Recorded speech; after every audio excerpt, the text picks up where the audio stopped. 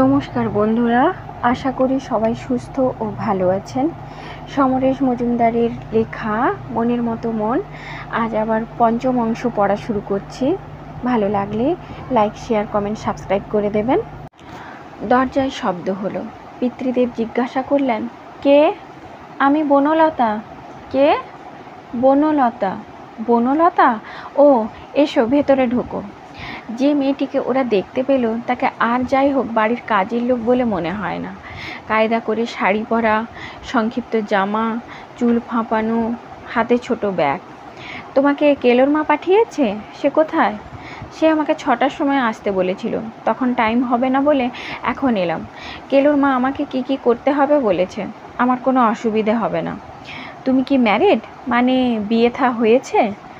আমি তাকে ছেড়ে দিয়েছি। কাল সকালেই আসতে হবে? প্রশ্নের জবাব না দিয়ে পিতৃদেব ভদ্রমহিলাকে বললেন, আমার বাড়িতে যে পার্মানেন্টলি আছে সেই তোমার দিদির আমল থেকে। সে 2 দিনের জন্য ছুটিতে যাচ্ছে, তার বদলে একে পাঠিয়েছে। হাত পুড়িয়ে বাবুরা তো কেউ রান্না করতে পারে না।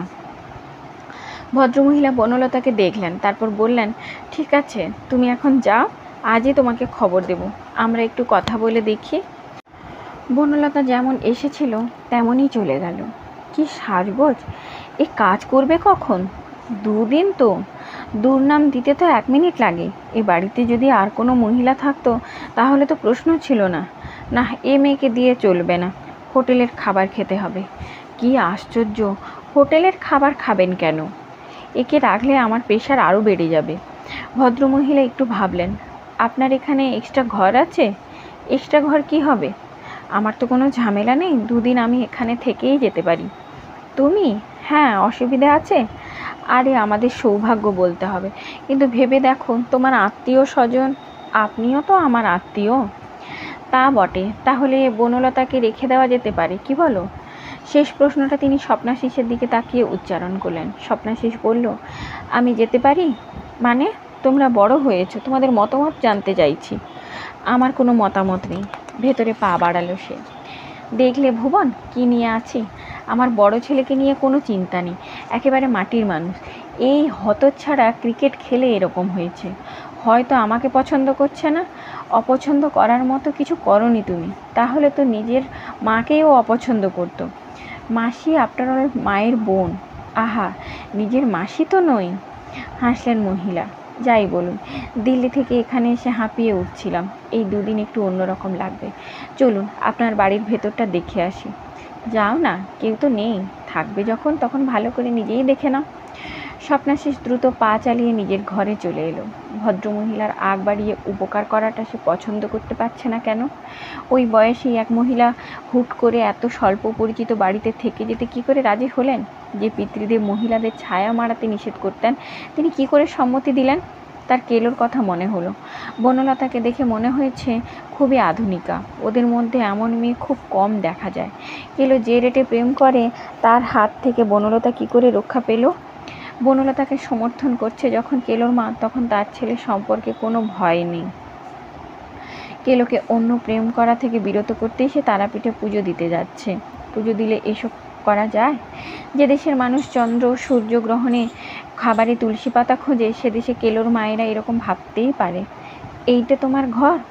মুখ ফিরিয়ে সে মহিলাকে দেখলো, দরজায় দাঁড়িয়ে আছে।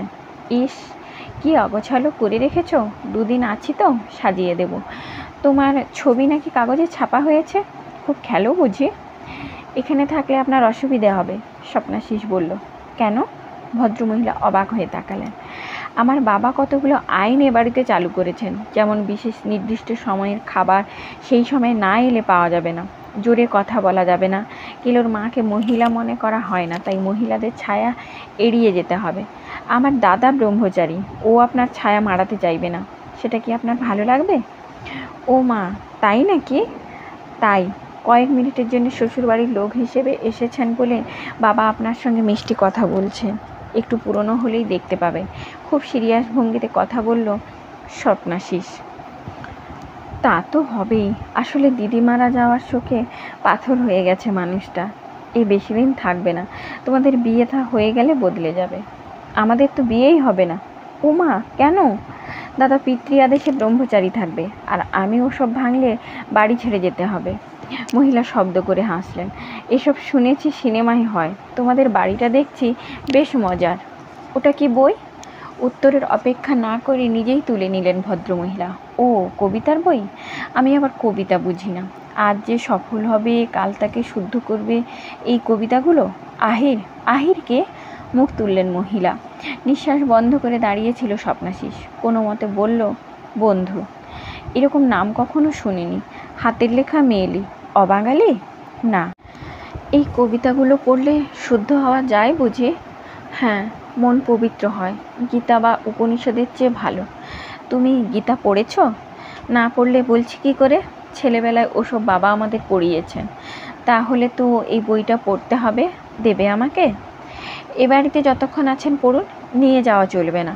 তুমি বড্ড কাট কথা বলো। বাবা বলেছেন সত্যি কথা স্পষ্টভাবে বলা ভালো। ভদ্রমহিলা মিষ্টি হেসে বইটা নিয়ে বেরিয়ে গেলেন। আজ বিকেলের জলখাবার মুড়ি আর শশা। কেলোর মা বাটিটা ঘরে পৌঁছে দিয়ে বলল, তিনি কি এখন থেকে এখানে থাকবেন? কেন? তোমার দাদা বাড়ি ফিরতেই তাকে কোথায় পাঠানো হলো ওর জিনিসপত্র আনতে। তোমরা বড় হয়েছ, এখনই প্রতিবাদ করো। বাবুর বয়সটা ভালো নয়। তার মানে? ওহ, তোমাকে কি করে বোঝাবো? ওই শয়তানির মতলব ভালো নয়। তুমি কি করে বুঝলে? বুঝবো না? আমাকে বলছে বাড়ি চলে যেতে। আজ রাত্রে রান্না নাকি সেই রাঁধবে। কেন? আমার কাল থেকে ছুটি। আমি আজই বাড়িতে যাব কেন? মায়ের বোন বলে কথা, ছাই। কোনো দিন দেখিনি। ও আমার ভালো লাগছে না বাপু। বাবাকে গিয়ে বলো। তিনি কি কানে শুনবেন? বাবুর নাম ধাম গোত্র একটা কাগজে লিখে দাও তো। কি হবে? তারাপীঠে গিয়ে বাবুর নামেও একটা পুজো দিয়ে দেব। হো হো করে হেসে উঠল স্বপ্নাশিস। কেলোর মা বোকা বোকা মুখ করে তাকিয়ে থাকলো।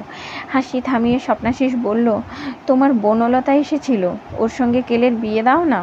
তোমাকে সত্যি কথা বলবো? নিশ্চয়। আমি প্রথমে তাই ভেবেছিলাম। আমাকে খুব মান্নি করে। হয়তো একবার বিয়ে হয়েছিল, কিন্তু তাতে কি? কিন্তু কেলোর কাঁধে অন্য পেতনি চেপেছে। তাহলে তো মুশকিল। সেই পেতনি কি সুন্দরী? দু বাঁশের মতো দেখতে, যার তরে মজেমন কিবা হাড়ি কিবা ডোম। মাঝে মাঝে মনে হয় কেলোকে মুড়ে ঝাঁটা দিয়ে মারি আচ্ছাসি। কিন্তু তারকেশ্বরে মানত করে যে ছেলেকে পেয়েছিলাম, তার গায়ে ঝাঁটা তুলে কি করে? তারকেশ্বরে শুরু করেছিলে, এখন যাচ্ছ তারাপীঠে। এরপর কোথায়? খোঁচাটা বুঝতে পারলেও কেলোর মা ঘর থেকে বেরিয়ে গেল। খাওয়া শেষ করে স্বপ্নাশিস ভাবলো একবার দেশবন্ধু পার্ক থেকে ঘুরে আসবে। পোশাক বদলে বাইরের ঘরের দিকে যেতে সে থমকে দাঁড়ালো। ভদ্রমহিলা কবিতা পাঠ করছেন। বলিলাম, একদিন এমন সময় আবার আসিও তুমি, আসিবার ইচ্ছা যদি হয় 25 বছর পরে। পড়ব? ইন্টারেস্টিং। কিন্তু আহিরটাকে আপনার কি দরকার? বড্ড সন্দেহবাতিক আপনি। তা নয়, হঠাৎ এই বই দিতে গেল কেন? দোষ কি? না, 25 বছর আগের ঘটনা যে বলছে, তা তো বয়স হয়েছে। কি আর বয়স? আমার মতো। দিদির চেয়ে কয়েক বছরের ছোট। আর দিদি, তিনি চলে গিয়ে আমাকে ডুবিয়ে দিয়ে গেছেন। কখনো ডোবা, কখনো ভাষা। এই তো জীবন। কিন্তু 20 বছর আগের ওসব ব্যাপারের কবিতা পড়ছে কোনো ছোকরা। না, এটা বন্ধ করা দরকার। কথা বলতে হবে। পিতৃদেবের কণ্ঠস্বর বদলে গেল। ও, স্বপ্নাশিস যদি ওর বয়সে প্রেমের কবিতা পড়তো তাহলে খুশি হতেন? আহ, ভুবন, দেখুন যে বয়সের যা, ওদের স্বাভাবিকভাবেই বড় হতে দিন তো। কিছু বলবেন না। আমার কিন্তু ভারী ভালো লাগছে কবিতাগুলো। এতদিন যে কেন পড়িনি। স্বপ্নাশিস আর দাঁড়ালো না, পর্দা সরিয়ে দুজনের সামনে দিয়ে বেরিয়ে গেল। ভদ্রলোকের নাম সুটেশ সেন। রোগা, লম্বা, অনেকটা শকুনের মতো ভঙ্গি। বড় ক্লাব কোহিনূরের সেক্রেটারি। ময়দানে সবাই জানে সুটেশ সেন মানেই কোহিনূর, কোহিনূর মানেই সুটেশ সেন। বিশাল ব্যবসা তার। 2 হাতে টাকা ঢালেন ক্লাবে। বিরোধী পক্ষ বলে কাউকে তৈরি হতে দেননি। রোজ বিকেলে ক্লাবের লনে বসে থাকেন ইজি চেয়ারে। তাবেদাররা চারপাশে ভিড় করে তার বাণী শোনেন। সেই সুটেশ সেন ডেকে পাঠিয়েছেন স্বপ্নাশিসকে। স্বপ্নাশিস প্রথমে ভেবেছিল যাবে না, কেউ ডেকে পাঠালেই যেতে হবে এমন কোনো কথা নেই। কিন্তু সুব্রত তাকে বলল যাওয়ার জন্যে। সিএবিতে সুটেশ সেন নেই, কিন্তু তার অদৃশ্য হাত কোথায় নেই তাই কেউ বলতে পারে না। জলে নেমে কুমুদের সঙ্গে লড়াই করতে যাওয়া বোকামি। অতএব বিকেলবেলা সে হাজির হলো কোহিনূরের টেন্টে। সুটেশ সেন বসেছিলেন চামচে পরিবৃত হয়ে। ওদের ক্লাবের বাবলু বোস বেঙ্গলের উইকেট কিপার। সে বিনীত গলায় কিছু বলছিল। শুটে বললেন, দেখ বাবলু, তুই উইকেট কিপার, উইকেটের পেছনে দাঁড়িয়ে বল ধরবি। ব্যাটসম্যান ভুল করলে তবে স্ট্যাম্প ওড়াবি। তুই চেষ্টা করলেও উইকেট নিতে পারবি না। 8 নম্বরে নামিস, রানও 20-র বেশি করতে পারবি না। দলকে জেতানোর ব্যাপারে তোর যা ভূমিকা, অন্য উইকেট কিপারেরও তাই। লিলি, ইমরান, রিচার্ডসন, আমাদের সচিন টিমকে জেতাতে পারে, কিন্তু কুন্দরাম, মোরে, মঙ্গিয়া কি সে সম্মান পায়? তবু তুই যখন বলছিস, আমি দেখি কি করা যায়। তোর ভাইকে পাঠিয়ে দিস, দেখব। কথা বলতে বলতেই স্বপ্নাশিসকে দেখছিলেন তিনি। কি চাই? আপনি আমাকে দেখা করতে বলেছিলেন। আপনার পরিচয়? আমি স্বপ্নাশিস। সঙ্গে সঙ্গে চামচেদের একজন আগ বাড়িয়ে স্বপ্নাশিসের বিবরণ শুনিয়ে দিল। শুটে সেন সোজা হয়ে বসলেন। ও, তুমি আমার টিমকে হারিয়েছ? বলার ভঙ্গিতে স্বপ্নাশিসের মনে হলো সে বিশাল অন্যায় করে ফেলেছে। তার কোনো কৈফিয়ত দেবার নেই। সে চুপ করে রইল। শুটে সেন বললেন, কিন্তু মনে রেখো, ক্রিকেট একজনের খেলা নয়। হরিমাধবের টিম ভালো না খেললে তুমি একা কিছুই করতে পারতে না। ভজুকে তুমি ঝুলিয়েছ কেন? আমি তো কিছু করিনি। উনি যা করতে বলেছিলেন তা খেলোয়াড় হিসেবে আমার পক্ষে করা সম্ভব নয়। নেক্সট সিজনে আমার টিমে আসছো? আমি ভেবে দেখব। ভাবার কি আছে? টিমে এসো, যতদিন ফর্ম থাকবে বেঙ্গলে জায়গা পাকা। কলেজে পড়ো তো, টাকা পয়সা প্রমিস করছি না, চাকরির ব্যবস্থা হতে পারে। আমাকে ভাবতে দিন। ভাববার আছেটা কি?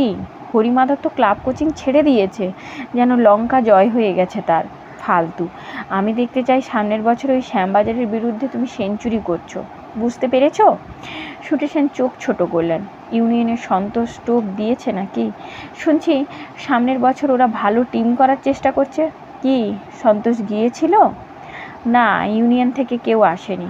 আমাকে কয়েকটা দিন সময় দিতে হবে। আমি যাই। স্বপ্নাশিস আর দাঁড়ায়নি। কটকে যাওয়ার আগের দিন আহিরের সঙ্গে দেখা হবার কথা ছিল কলেজের পর, কিন্তু আহির এলো না। এমনিতে চারপাশের আবহাওয়া বেশ ভালো। সেই মাসি দুদিন থেকে যাওয়ার পর পিতৃদেবের আচরণের প্রচুর পরিবর্তন হয়েছে। তিনি আর কথায় কথায় চেঁচাচ্ছেন না, বেশিরভাগ সময় চোখ বন্ধ করে বসে থাকেন।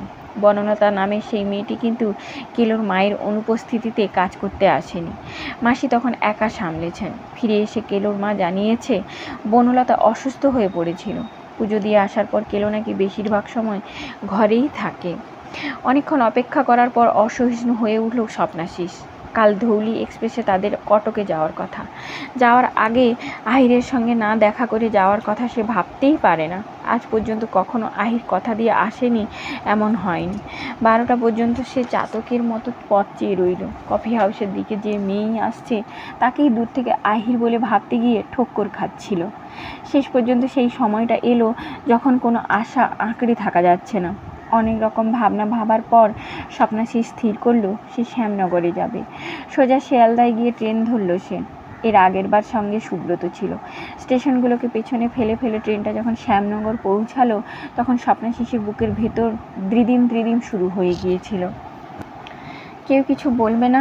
সুব্রত প্রায় তাকে শুনিয়েছে শ্যামনগরের ছেলেরা এসব ব্যাপারে প্রশ্রয় দেয় না। কথাটা আহিরকে অবশ্য কখনো জিজ্ঞাসা করা হয়নি। স্টেশন থেকে একটা রিক্সা নিয়ে সে চেনা পথ ধরে চলে এলো একা খেলার মাঠের কাছে। এসে রিক্সা ছেড়ে দিল। একবার যাওয়া আসা করেই মনে হচ্ছে সব চেনা। দূর থেকে আহিরদের বাড়িটার নজরে এলো। ব্যালকনিতে কেউ নেই। তার মনে হলো আহির নিশ্চয়ই অসুস্থ।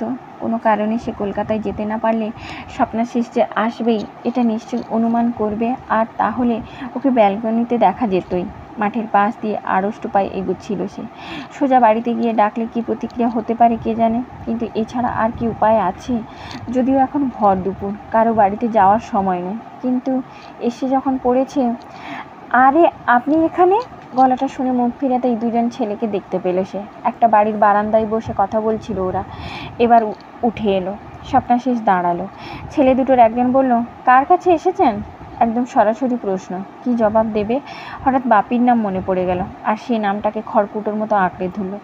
বাপিদের বাড়িটা কোথায়? কোন বাপি? এবার আর দুজন বাপি আছে। হাঁপড়ে পড়ল সে। বাপির উপাধি অথবা ভালো নাম জানতে চাওয়ার প্রয়োজন সে কখনো বোধ করেনি। স্বপ্নাশিস চেহারার বিবরণ দিতে দ্বিতীয়জন বলল, ও আসুন। ছেলে দুটো হাঁটতে হাঁটতে জিজ্ঞাসা করলো, আপনি তো বেঙ্গল টিমে খেলছেন? স্বপ্নাশিসের মনে হলো এই ব্যাপারটা তার গুরুত্ব নিশ্চয়ই বাড়িয়ে দিয়েছে। সে মাথা নাড়ল। বেঙ্গল জোনাল ম্যাচে ভালো খেলে কিন্তু তারপরেই ধেড়ায়, একজন বলল। দ্বিতীয়জন বলল, আর কোশেন্টে ম্যাচ জেতে। কিন্তু আপনি আর খেলতে এলেন না কেন এখানে? আমাকে কেউ ডাকেনি। বাপির সঙ্গে আপনার অনেক দিনের আলাপ? না, বেশি দিন নয়। ভাগ্য ভালো বাপি বাড়িতে ছিল। তাকে দেখে সেই হই হই করে উঠতেই ছেলে দুটো বিদায় নিল। এখানে কোথায় এসেছে, হঠাৎ কার কাছে, কেন, এইসব প্রশ্ন প্রায় একসঙ্গে করায় স্বপ্নাশিসের সুবিধে হলো। সে উত্তর দিল ভাষা ভাষা। বাপিদের বাড়িতে এসে বসে মিষ্টি খেতে হলো। তাকে বলতে হলো সে এক বন্ধুর বাড়িতে এসেছিল। ফেরার পথে মনে হলো দেখা করে গেলে কেমন হয়, তাই এসেছে। বাপি অনেক কথা বলছিল, কিন্তু আহিরের প্রসঙ্গ তুলছিল না। যখন কথা প্রায় ফুরিয়ে যাচ্ছে তখন স্বপ্নাশিস উঠল। বাপি তাকে এগিয়ে দিতে এসে জিজ্ঞাসা করলো, আহিরের সঙ্গে দেখা হয়েছে? না, মাথা নাড়ল স্বপ্নাশিস। যাবেন ওদের বাড়িতে? এই সময়ে যাওয়া কি ঠিক হবে? আমার বাড়িতে এসে ওর সঙ্গে দেখা না করে চলে গেলে আহির আমার মাথা ফাটাবে। সত্যি বলুন তো, আপনি আমার কাছে এসেছিলেন না অন্য প্ল্যান ছিল? প্ল্যান আবার কিসের? ঠিক আছে, ওদের বাড়িতে গেলেই বোঝা যাবে সেরকম কিছু আছে কি না। স্বপ্নাশিস হাসার চেষ্টা করলো, কিন্তু নিজেই বুঝতে পারলো হাসিটা জোর করে হাসতে হলো। বেল টিপতেই সুন্দর আওয়াজ হলো, কিন্তু কেউ দরজা খুলল না। দ্বিতীয়বার বোতামে চাপ দেবার পর উপরের ব্যালকনিতে দাঁড়িয়ে পুরুষকণ্ঠ জিজ্ঞাসা করলো, কে? রাস্তায় নেমে বাপি জবাব দিল, উপরের দিকে তাকিয়ে, আমি। কি ব্যাপার? আহিরকে একটু ডেকে দেবেন? বলুন কলকাতা থেকে স্বপ্নাশিস এসেছে। কে স্বপ্নাশিস? ক্রিকেট খেলে, এবার বেঙ্গলের হয়ে খেলবে। ওদের থেকে আর কোনো প্রশ্ন ভেসে এলো না। বাপি স্বপ্নাশিসের দিকে তাকালো। আহিরের বাবা। সে উঠে এলো দরজার সামনে। একটু বাদেই যিনি দরজা খুললেন তিনি প্রৌঢ়, ফর্সা, মাথায় টাক। কি চাই? বাপি বলল, আহিরের সঙ্গে দেখা করতে এসেছে। কেন? ওদের পরিচয় আছে, আমার কাছে এসেছিল তাই। এখন দেখা হবে না। ও বাড়িতে নেই? এত প্রশ্ন কেন করছো? আমি যখন বলেছি দেখা হবে না তখন সেইটে মেনে নাও। ও তো অনেক দিক থেকে এসেছে, কোনো জরুরি কাজ বা কথা বলতে আসেনি তো। আহির কি অসুস্থ? স্বপ্নাশিস প্রথম কথা বলল। না না, অসুস্থ হবে কেন? আচ্ছা এসো।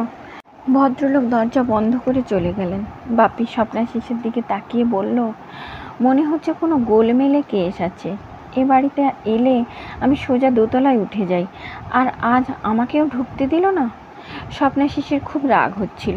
বাপি যে গলায় কথা বলেছে তা আহিরের শোনা উচিত, অথচ সে নিজে একবারও বেরিয়ে এলো না। স্বপ্নাশিস বলল, চলো। ওরা মাঠের মাঝখান দিয়ে হাঁটছিল। একবার পিছন ফিরে তাকিয়ে শূন্য ব্যালকনির দিকে তাকিয়ে স্বপ্নাশিস বলল, ওকে বলো আমি কাল ভোরে কটক চলে যাচ্ছি।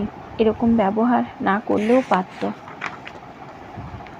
বাপি বলল, আমার মনে হচ্ছে কোনো বড় গোলমাল হয়েছে। আহিরের মতো মেয়ে এরকম কখনোই করবে না। কি যে হলো? বাপির কাছ থেকে বিদায় নিয়ে রিকশায় বসে স্বপ্নাশিস আবিষ্কার করলো তার মনে আর রাগ নেই, বদলে অদ্ভুত এক হতাশার শূন্যতা তৈরি করেছে। কীরকম ব্যথায় টাটিয়ে যাচ্ছে বুকের ভেতরটা। সে চোখ বন্ধ করলো। আহির কি তাকে এড়িয়ে যেতে চাইলো? তাহলে এতদিন আহির তাকে যা যা বলেছে, যে স্বপ্ন দেখিয়েছে, তার সবই মিথ্যে। ক্রমশ বুকের যাবতীয় টনটনানি উপরে উঠে আসতে লাগলো। নিজেকে কি ভীষণ অসহায় লাগছিল তার। বিছানায় শুয়েছিল সে। কেলের মা খেতে ডাকতে এলে বলল, শরীর ভালো নেই, খাবো না। একটু বাদেই দেবাশিস এলো। কী রে, কি হয়েছে? এমনি শরীর খারাপ। দেবাশিস কপালে হাত রেখে বলল, জ্বর তো নয়? তাহলে? আমাকে একা থাকতে দে দাদা। দেবাশিস কী বুঝলো সেই জানে। বেরিয়ে গেল। খাওয়া শেষ হলে পিতৃদেব এলেন। দরজায় দাঁড়িয়ে বললেন, শরীর যখন খারাপ তখন আর কাল কোথাও যেতে হবে না। স্বপ্নাশিস উঠে বসল। কিন্তু কাল তো কটক যেতে হবে। অসুস্থ শরীর নিয়ে যাওয়ার দরকার নেই, আমি ঠিক হয়ে যাব। পিতৃদেব আর দাঁড়ালেন না। স্বপ্নাশিসের মনে হলো কটকে না গেলেই ভালো হয়। সে মোটেই ভালো খেলতে পারবে না। আজ দুপুরের ঘটনার পর সে আর মনস্থির করে ব্যাট করতেই পারবে না। তার আর কিছু ভালো লাগছে না। এই ক্রিকেট জীবন, বাড়ি, কলেজ সব ছেড়ে যদি অন্য কোথাও চলে যাওয়া যেত। কটকে ট্রেন পৌঁছেছিল একটু দেরিতে। হোটেলে ঢোকার পর দেখা গেল সেদিন আর প্র্যাকটিসের সময় নেই। ওর রুমমেট বাবলু বোস, ম্যানেজার আর ক্যাপ্টেন উইকেট দেখতে বেরিয়ে গেল বিকেলবেলায়। সঙ্গে সঙ্গে তাসের আসর বসে গেল ওদের ঘরে, বাবলু বোসের ব্যবস্থাপনায়। রামি খেলা হচ্ছে 5 জন মিলে। তাসের কিছুই বোঝে না সে। দুটো খাট কাছাকাছি এনে সবাই বসেছে। বাবুল তাকে বলল, বেড়াতে এসেছো, যাও চারপাশে একটু ঘুরে এসো। স্বপ্নাশিস প্রতিবাদ করলো, বেড়াতে এসেছি মানে? তাছাড়া কি, টিকে রায় বলল, প্রতি বছর হয় কটক নয় জামশেদপুর, অথবা গৌহাটি ফ্রিতে বেড়াতে যাওয়া এখন বাঁধা। তুমি বোর হচ্ছে বলে বাবলু ওই কথা বলল। স্বপ্নাশিস বেরিয়ে এলো। হোটেলের লবিতে যে বসার জায়গা, সেখানে বসে মানুষের যাতায়াত দেখতে লাগলো। ওড়িশার কিছু প্লেয়ার এসেছে দেখা করতে। একসঙ্গে রঞ্জি এবং ইস্টার্ন জোনে খেলে দুই রাজ্যের প্লেয়ারদের মধ্যে বন্ধুত্ব তৈরি হয়ে গিয়েছে। জীবনে এই প্রথমবার বাড়ির বাইরে সে, যেখানে পিতৃদেবের কোনো শাসন নেই। জীবনে প্রথমবার এত বড় হোটেলে সে থেকেছে। বাবলু বোস বলছিল, বোম্বেতে খেলতে গেলে এর চেয়ে অনেক বড় হোটেলে থাকার সুযোগ হয়। স্বপ্নাশিসের হঠাৎই আহিরের কথা মনে হলো। সঙ্গে সঙ্গে সব কিছু তেতো হয়ে উঠল। আহির, তুমি আমার সঙ্গে অমন করলে কেন? তোমার কোনো মেয়ে বন্ধু নেই না? না। অল্প বয়সের কোনো মেয়ের সঙ্গে আলাপও নেই না? মেয়েদের সম্পর্কে জানতে ইচ্ছে হতো না। সত্যি কথা বললে হতো, কিন্তু সাহস পেতাম না। কেন? তেমন কাউকে দেখিনি যার কাছে সাহস করে এগিয়ে যাওয়া যায়। তাহলে আমার জন্য স্টেশনে দাঁড়িয়েছিলে কেন? তবু আহির, সব জেনেও তুমি আবার সঙ্গে এমন করলে কেন? সকালে মাঠে গিয়ে স্বপ্নাশিস জানতে পারলো প্রথম 11 জনের তার নাম নেই। সে দ্বাদশ ব্যক্তি। জল নিয়ে যাওয়া আর কারো বদলে ফিল্ডিং করাই তার কাজ হবে। ঠোঁট কামড়ে নিজেকে সামলালো স্বপ্নাশিস। এটা সে মোটেই ভাবতে পারেনি। দল মাঠে নেমে যাওয়ার সময় বাবলু বোস বলে গেল, হেসে খেলে কাটিয়ে দাও, 2 দিন বই তো নয়। কাটা ঘায়ে নুনের মতো অনুভূতি হলো। গত রাত্রে বাবলু তাকে বলেছিল বেড়াতে আসার কথা, অর্থাৎ জানতো সে দলে থাকছে না। এই অবস্থায় তার কি করা উচিত? যারা তার বদলে ইনিংস শুরু করবে তাদের গত বছরের পারফরমেন্স যথেষ্ট খারাপ, তবু তাকে বাদ দেওয়া হলো। স্বপ্নাশিস নিজেকে বোঝাতে চাইল, এই ম্যাচই জীবনের শেষ ম্যাচ নয়। যারা আজ আমাকে বাদ দিল তারা কাল গ্রহণ করতে বাধ্য হবেই। পৃথিবীতে ক্রিকেটের ইতিহাসে এমন ঘটনা আজই প্রথম ঘটল না। বাংলা জিতল, যদিও প্রথম 3টে উইকেট পড়ে গিয়েছিল মাত্র 22 রানে, কিন্তু উড়িষ্যা প্রথম ইনিংসে 180ও করতে পারল না। কটক থেকে বাংলা বেশি পয়েন্ট নিয়ে ফিরল। এর মধ্যে একজন সাংবাদিক ম্যানেজারকে জিজ্ঞাসা করেছিল, ওপেনার হিসেবে দলে স্বপ্নাশিস থাকা সত্ত্বেও তাকে কেন খেলানো হয়নি। ম্যানেজার বলেছেন, প্রথমবার দলে এসেছো, ম্যাচ টেম্পারমেন্ট নেই। ধাতস্থ হবার জন্য ওকে দ্বাদশ ব্যক্তি করা হয়েছে। মাঠে যাওয়া আসা করতে করতে নার্ভ পেয়ে যাবে। বাবলু বোস তাকে সাবধান করে দিয়েছিল সাংবাদিকদের সঙ্গে কথা বলার ব্যাপারে। তাই তাকে যখন সাংবাদিকটি প্রশ্ন করছিল সে মুখ খোলেনি। হাওড়া স্টেশন থেকে সোজা বাড়িতে ফিরতেই সে পিতৃদেবের মুখোমুখি হলো। কেমন বেড়ানো হলো? আমি বেড়াতে যাইনি। কই, খেলেছো বলে তো কাগজে কোনো খবর বের হয়নি। আমি 12 ম্যান ছিলাম। এই পোস্টটা মন্দ নয়। শোনো, ভজুবাবু এসেছিলেন। তুমি যেদিন যাও সেদিন সকালেই এ বাড়িতে পায়ের ধুলো দিয়েছিলেন। তার কাছেই জানলাম তুমি খেলছো না, যদিও তখনও তুমি কটকে পৌঁছাওনি। অতএব বুঝতে পারছো, তুমি যত বড় প্লেয়ারই নিজেকে ভাবো না কেন, পেছনে যারা আছে তারা না চাইলে কোনো দিন সুযোগ পাবে না। উনি কেন এসেছিলেন? তোমাকে দেখা করতে বলেছেন। নিজের ঘরে চলে এলো সে। ভজুবাবু মানে সুটেশন, তার মানে সুটেশিয়ানই তাকে খেলতে দেয়নি। আর বাবলু বোস যেহেতু কোহিনূরে খেলে, তাই খবরটা আগেই জানতো। মনে মনে প্রচণ্ড ক্ষেপে গেল সে। কিছুতেই সুটেশনের কাছে মাথা নামাবে না সে। তাতে যদি কোনোদিন বেঙ্গল টিমে জায়গা না হয়, হোক। বিকেল হতেই সে দেশবন্ধু পার্কে ছুটল। হরিমাধবদা 10 বছরের নিচের বাচ্চাদের নিয়ে প্র্যাকটিস করছেন। ওকে দেখে হাত নেড়ে অপেক্ষা করতে বললেন। চারপাশে বেশ ভিড়। মাঠের বাইরে যে পাকা রাস্তাটা পাক খেয়ে আছে, সেখানে জোড়া জোড়ায় ছেলে মেয়ে। বিকেলের পরই দেশবন্ধু পার্ক প্রেম করার জায়গা হয়ে যায়। এরকম এক জোড়াকে দেখা মাত্র আহিরের কথা মনে এলো। আহির নিশ্চয়ই খবরের কাগজ দেখেছে এবং জানে সে কটকে খেলার সুযোগ পায়নি। তারপরেও আহির চুপ করে আছে? মেয়েরা এত নিষ্ঠুর হয়? আজ ফিরলি? হরিমাধবদার সামনে এসে দাঁড়ালেন। হ্যাঁ। ভেঙে পড়েছিস? না, কিন্তু এসব আমার ভালো লাগছে না। ওরা তোকে কিছু বলেছে? না, তবে অনেকেই যাওয়ার সময় জানতো আমাকে খেলানো হবে না। সুটেশন ভজুবাবুকে বাড়িতে পাঠিয়ে খবরটা বাবাকে দিয়েছিল আমরা হাওড়া থেকে রওনা হবার পর। উনি চান আমি ওর টিমে খেলি। যতক্ষণ না রাজি হচ্ছি ততক্ষণ আমার পেছনে লাগবেন উনি। কিন্তু এই ঘটনার পর আর আমি কোহিনূরে খেলবো না। শ্যামবাজারে থাকবি? হ্যাঁ। তাতে তোর কি লাভ হবে? সামনের বছর আশিস কোচ করবে, কিন্তু শ্যামবাজার তোকে কিছু দিতে পারবে না। এর মধ্যে কানে আসছে কয়েকজন প্লেয়ার বেরিয়ে যাচ্ছে, এদের মধ্যে সুব্রতও আছে। এটা তোর খুব গুরুত্বপূর্ণ বছর, চট করে কিছু করে বসিস না। আমি তাই বলে অন্যায়কে মেনে নেব? না, জীবনে আমিও তা কখনো করিনি। সেটা জীবনে একদম বিফল হয় না। দাঁড়া, আমি একটু ভাবি। তুই ইউনিয়নে যাবি? ইউনিয়ন? হ্যাঁ, সন্তোষ বাজপেয়ীর দল। এবার শুটে একমাত্র ওদের ভয় পাচ্ছে। আমার সঙ্গে সন্তোষের আলাপ আছে। তুই রাজি থাকলেই আমি কথা বলতে পারি। কিন্তু খামোকা আমি দল বদল করবো কেন? যুদ্ধ করতে হলে শুধু সমরবিদ্যা জানা থাকলেই চলে না, ভালো অস্ত্রও দরকার হয়। এখন শ্যামবাজারে তুই সেটা পাবি না। সন্তোষের সিএবিতে ভয়েস আছে। শুটে সেন যে লাঠি ঘোড়ায় তা একমাত্র সন্তোষের এলাকা বাদ দিয়ে। Nothing is wrong in love and war. এটা তোর কাছে যুদ্ধ।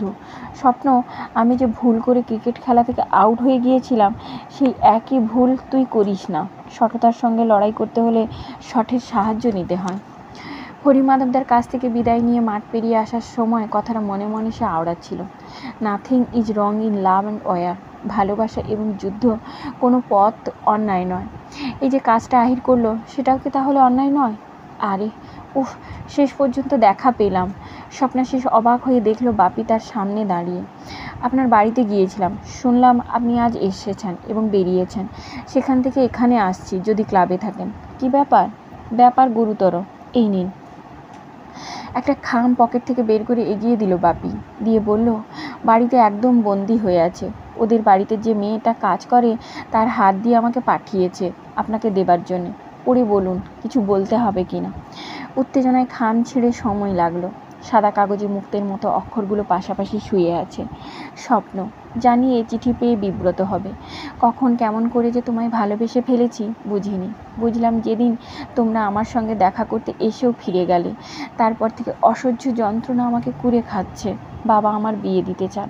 ইচ্ছেটা আগেও ছিল, কিন্তু ইদানিং প্রবল হয়েছে তোমার আমার মেলামেশার খবর পেয়ে। যেদিন তোমরা এলে সেই দিনই পাত্রপক্ষের আসার কথা ছিল, কিন্তু আমি ঘরবন্দি বলে সেটি আরও 10 দিন পিছিয়েছে। আমি এটা মেনে নিতে পারবো না।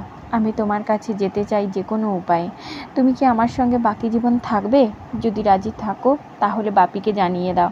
যদি না ইচ্ছে হয় তাহলেও জানাতে দ্বিধা করো না। আহির। দ্বিতীয়বার চিঠিটা পড়ল সে। তারপর বাপির দিকে তাকালো।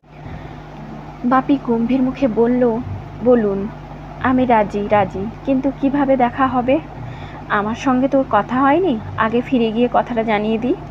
বাপি চলে যাচ্ছিল, হঠাৎ ফিরে এসে ওর হাত ধরে ঝাঁকালো। অভিনন্দন। তারপর দ্রুত চলে গেল স্টেশনের বাস ধরতে। শেষ বিকেলের মাঠে স্বপ্নাশিস একা দাঁড়িয়ে রইল। সামনে যুদ্ধ, কিন্তু কি করে সেই যুদ্ধ জয় করা যায় তার কায়দাটা জানা নেই। স্বপ্নাশিসের ইচ্ছে করছিল এখনই শ্যামনগরের সেই বাড়িতে গিয়ে আহিরকে উদ্ধার করে নিয়ে আসে। আহির যে তাকে এত ভালোবাসে এ তো সে ঘুণাক্ষরেও কল্পনা করেনি। কিন্তু উদ্ধার করে এনে কোথায় রাখবে সে আহিরকে? তার নিজস্ব টাকা পয়সা নেই। এ বাড়িতে তোলার কথা ভাবতেই পিতৃদেবের মুখ মনে পড়লে অসম্ভব। তাকে জুতো পেটা করে বাড়ি থেকে বের করে দেবেন। কিন্তু সমাধান তো একটা চাই না। তাকে টাকা রোজগার করতে হবে। মনে পড়ল ভোজুবাবুরা 10,000 টাকা দেবে বলেছিল। 10,000 তো অনেক টাকা।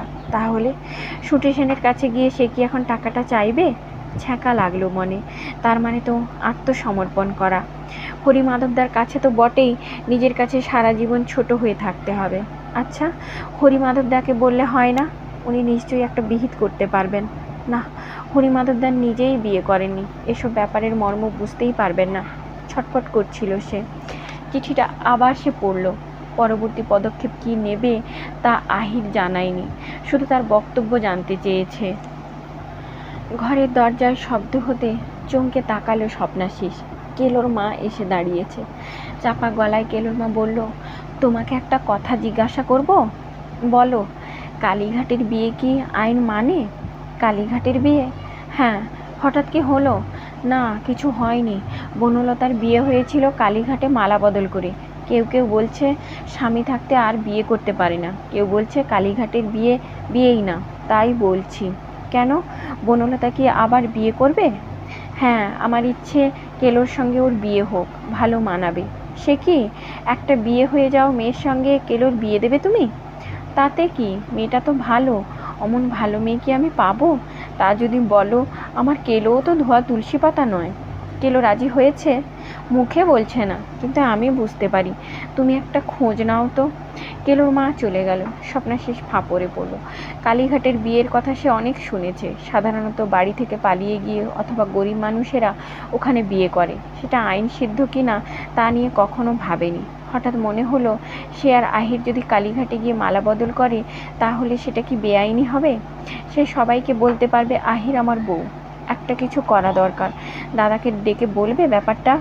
সে সোজা দেবাশিসের ঘরে চলে এলো। বিছানায় শুয়ে দেবাশিস তখন ডাক্তারি বই পড়ছে।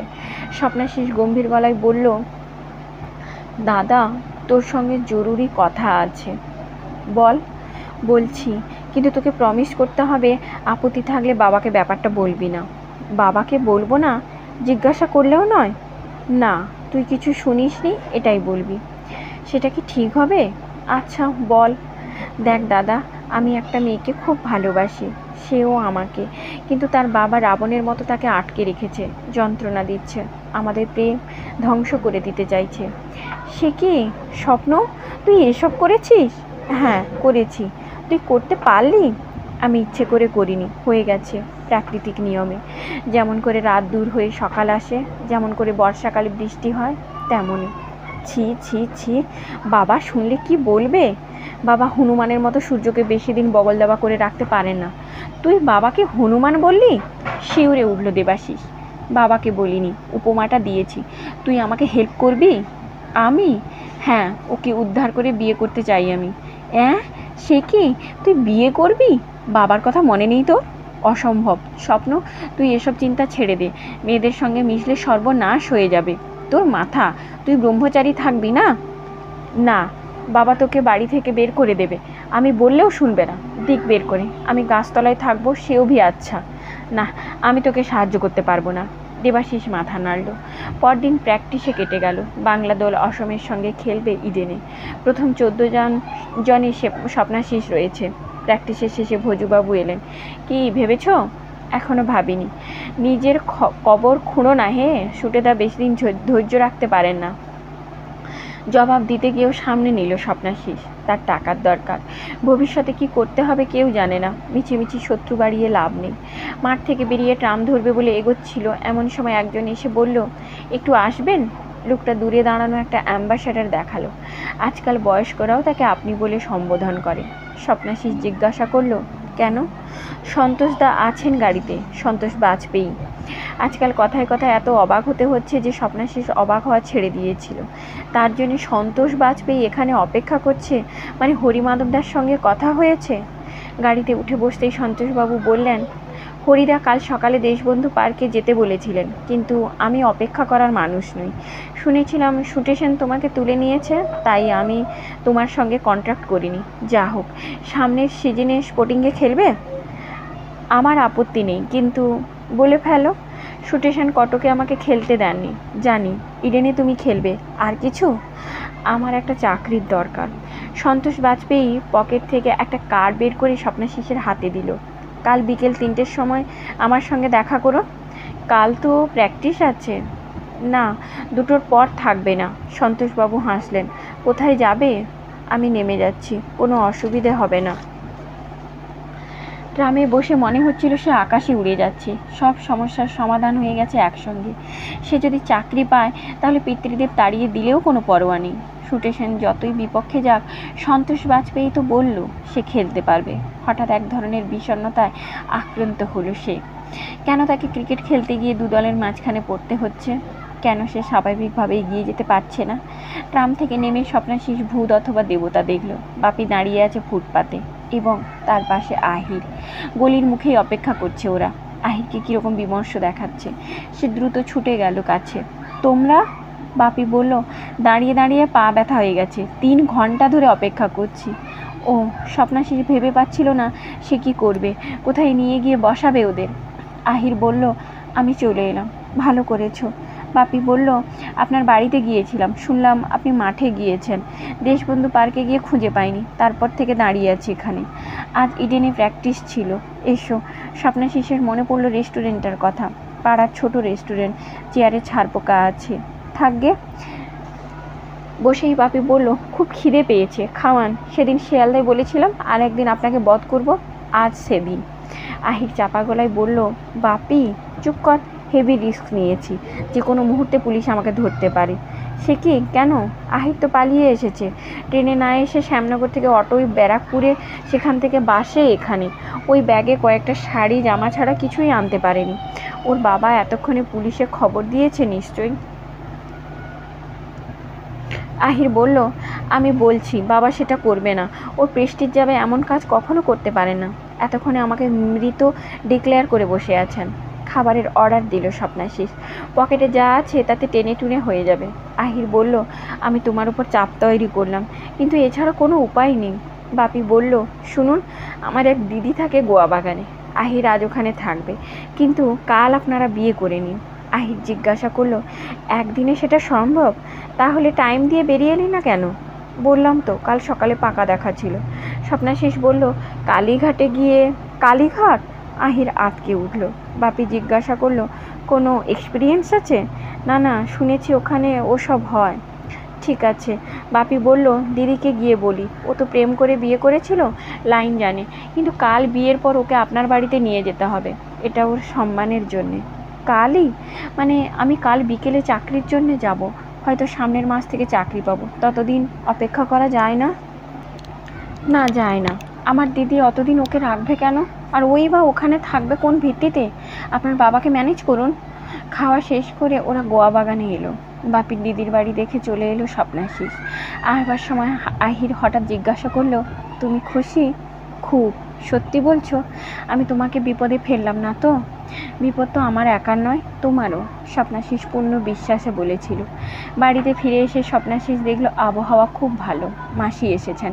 পিতৃদেব বেশ তার তরল গলায় তার সঙ্গে কথা বলছেন। তাকে দেখতে পেয়ে পিতৃদেব গম্ভীর হলেন। কোথায় থাকো? পড়াশুনো তো ডকে তুলেছ? যাকে হরিমাধব এসেছিল, সে তোমাকে দেখা করতে বলেছে। আচ্ছা। মাসি বললেন, আচ্ছা, আপনি ওকে দেখা মাত্র খেকিয়ে কথা বলেন কেন বলুন তো? পিতৃদেব জবাব দিলেন না, সে ভেতরে চলে গেল। দেবাশিস তখনও বাড়ি ফেরেনি। হাসপাতালে ডিউটি থাকলে ওর 7 খুন মাপ। চেয়ারে বসে গালে হাত দিয়ে ভাবছিল স্বপ্নাশিস, কি করা যায় মাথায় ঢুকছিল না। কাল তাকে বিয়ে করতে হবে, কিন্তু কিভাবে? কেমন আছো? দরজায় শব্দ হলো। ভালো না। মুখ থেকে সঠিক উত্তর বেরিয়ে এলো। কেন, কি হয়েছে? মাসি পাশে এসে দাঁড়ালো। কথা না বলে মাথা নাড়ল সে। তার খেয়াল হলো এর বেশি বলা ঠিক হবে না। বাবার কথায় মেজাজ খারাপ হয়েছে? দূর, ওতে তো আমরা অভ্যস্ত, গায়েই মাখি না। তাহলে আমাকে খুলে বলতে পারো, নিজের মা থাকলে কি তাকে বলতে না? হঠাৎ এত বছর পরে স্বপ্নাশিস সেই মহিলার অভাব বোধ করলো। শৈশবে প্রতিটি বন্ধুর মাকে দেখে এক ধরনের কষ্ট হতো, কিন্তু সেটা নিয়ে বেশি ভাবার সুযোগ হয়নি।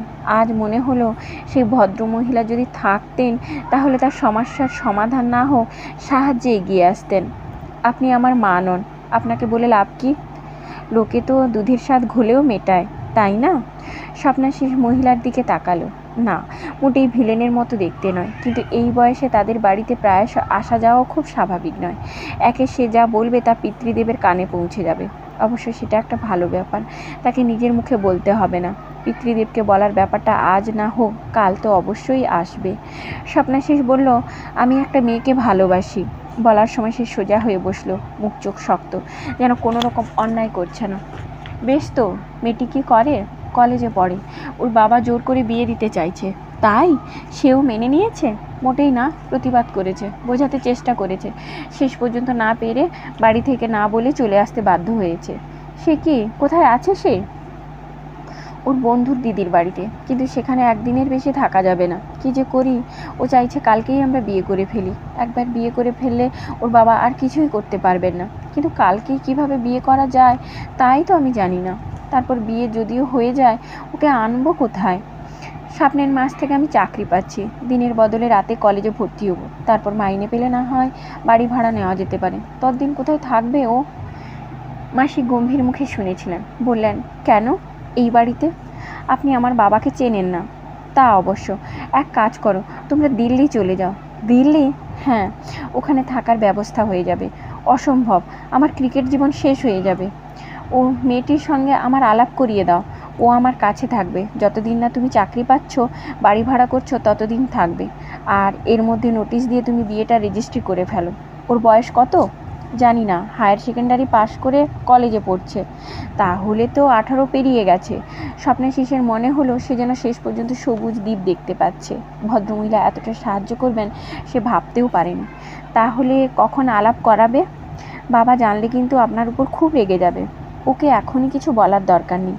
ঠিক আছে, আহির গোয়া বাগানে আছে, কাল সকালে আমাদের দেখা হবে। ও আজই আমার সঙ্গে যেতে পারে না? আজ? ঠিক আছে, তুমি বরং কালই ওকে আমার ওখানে নিয়ে এসো। আমার ঠিকানাটা জানো? জানো না, লিখে নাও। মাসিকে সে প্রথম থেকেই ভালোভাবে নিতে পারেনি। মনে হতো ভদ্রমহিলার কোনো মতলব নিয়ে এ বাড়িতে আসা যাওয়া করছে, কিন্তু এখন ওকে দেবদূত বলে মনে হচ্ছিল। সকালে দেখা হতেই আহিরকে সব কথা খুলে বলেছে সে। আহিরের মুখ চোখ বেশ ফোলা, কাল রাত্রে খুব কেঁদেছে বোঝাই যাচ্ছে। সেই কান্না সেই নিজের বাড়ির জন্য তা বুঝতে অসুবিধা হবার নয়। স্বপ্নাশিস বলল, তুমি কি শ্যামনগরে ফিরে যাবে? না, ভেবে দেখো, তোমার যদি খুব মন খারাপ হলেও কিছু করার নেই। তোমার নিজের মাসি? ঠিক নিজের নয়, তবে মায়ের সম্পর্কিত বোন। এতদিন দিল্লিতে থাকতেন, এখন কলকাতায় চলে এসেছেন। তুমি চলো, তোমার কোনো অসুবিধা হবে না। আহির আপত্তি করেনি, কারণ তার আপত্তি জানানোর কোনো উপায়ও ছিল না। দক্ষিণ কলকাতায় মাসির বাড়িতে যাওয়া মাত্র তিনি যেভাবে আহিরকে জড়িয়ে ধরলেন, সেভাবেই সম্ভবত স্বপ্নাশিসের মা আহিরকে গ্রহণ করতেন। আহিরের হাত ধরে তিনি বললেন, বাহ, কি সুন্দর মেয়ে, এসো এসো, দেখো দুদিনেই সব ঠিক হয়ে যাবে। হঠাৎ আহির কেঁদে ফেলল। যে আহিরকে আগে দেখেছে সে যে এভাবে কাঁদবে তা ভাবতে পারেনি স্বপ্নাশিস। মেয়েরা কি দ্রুত বদলে যায়। মাসি ওকে বুকে জড়িয়ে ধরে সান্ত্বনা দিচ্ছিলেন। কে বেশি আপত্তি করেছে, বাবা না মা? দুজনেই ঠিক করেছেন। আহির মুখ তুলে মাসির দিকে তাকালো। আচ্ছা বল তো, তোর মেয়ে যদি কলেজে পড়ে আর ক্রিকেট খেলে বেড়ায় এমন একটা ছেলেকে পছন্দ করে বিয়ে করতে চায়, তুই রাজি হতিস? আমি তো এখনই বিয়ে করতে চাইনি। ও, কিন্তু ভবিষ্যতে তো করবি, অথচ ছেলেটা ভালো রোজগার করবে কি না তা জানিস না। তোর বাবা মা কোন ভরসায় অপেক্ষা করবেন? বাহ, আমিও তো চাকরি করব। এখন তুই বুঝবি না, সব বাবা মাই সন্তানকে নিরাপদে রাখতে চায়।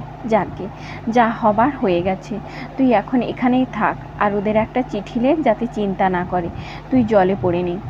এখানকার ঠিকানা জানিয়ে দেবে? আঁতকে উঠল স্বপ্নাশিস।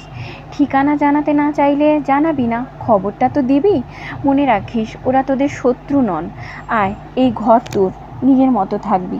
আমি তো এখনো ভালো করে গুছিয়ে বসিনি, বাড়িতে থাকতে ইচ্ছে করে না বলে এদিক ওদিকে বেরিয়ে পড়ি।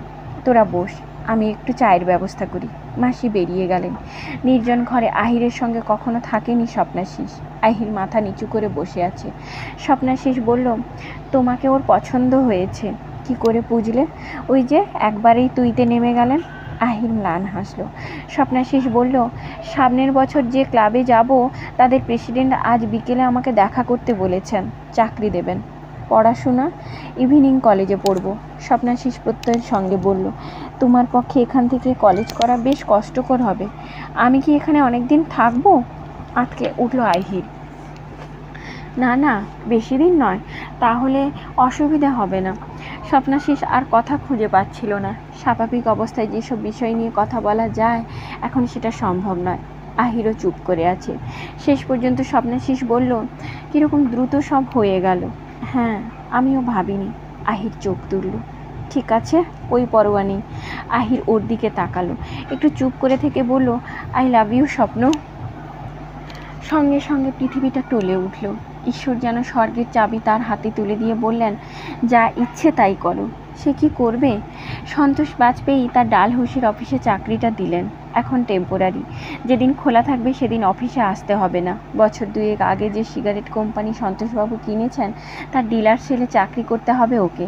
ডিলার্সদের কমপ্লেনগুলো নোট করে সঠিক ডিপার্টমেন্টে পাঠাতে হবে। মাইনে 2200 টাকা। সেই সঙ্গে তাকে কন্ট্রাক্ট ফর্মে সই করতে হলো। আগামী বছর স্পোর্টিংয়ে খেলতে সে বাধ্য থাকবে। 2200 টাকা। রাস্তায় নেমে লাফাতে ইচ্ছে করছিল স্বপ্নাশিসের। লাফালেই যেন সে আকাশের নাগাল পেয়ে যাবে এখন। আর তার কোনো চিন্তা নেই। 2200 টাকায় একটা মাথা গোঁজার জায়গা আর দুবেলার খাওয়া কি হবে না?